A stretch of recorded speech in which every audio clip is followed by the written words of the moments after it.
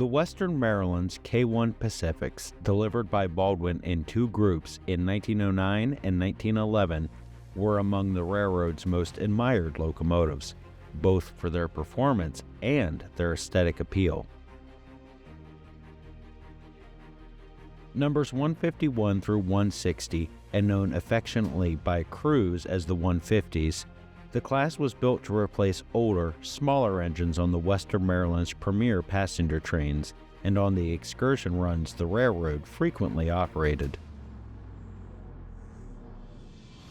The first 5 locomotives, numbers 151 through 155, arrived in April 1909 with serial numbers 33382 through 33386.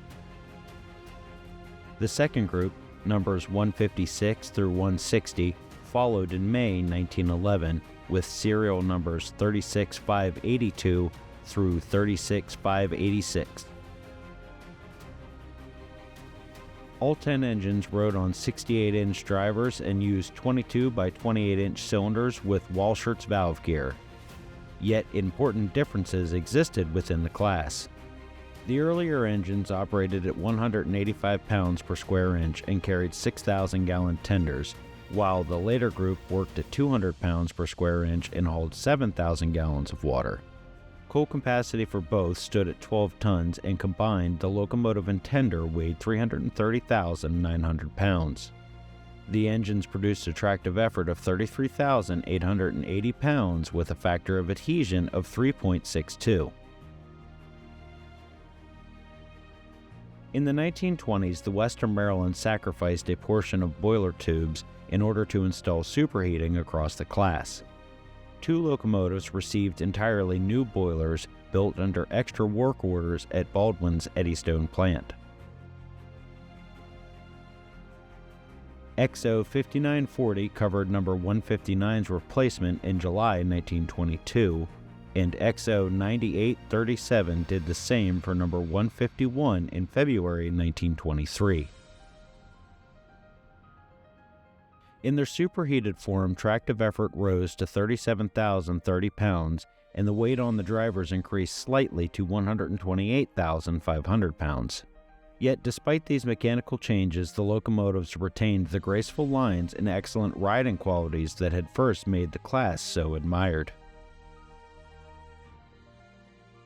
Crews often remarked that compared with the later K2s, the K1s demanded more careful firing, but many considered them the more beautiful and refined machine, a locomotive whose proportions reflected an earlier, more elegant design philosophy.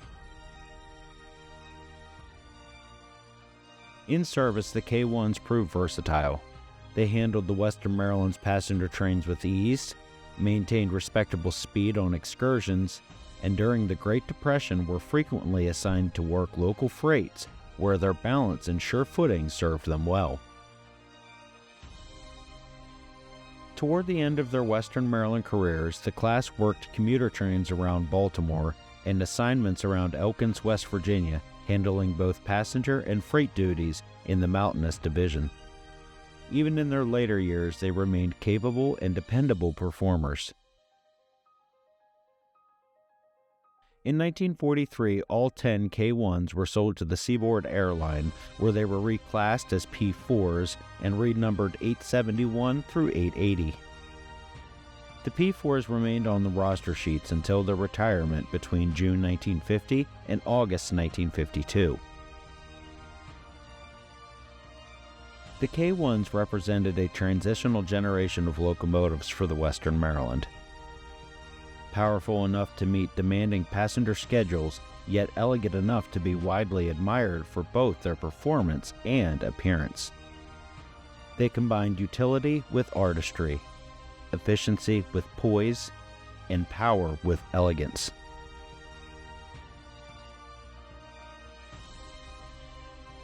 Today, none of the K1s survive, but their legacy endures in photographs, builders' records, and the memories of the men who worked with them, leaving historians and enthusiasts to admire the grace and authority of these locomotives that once dominated the rails of the Western Maryland.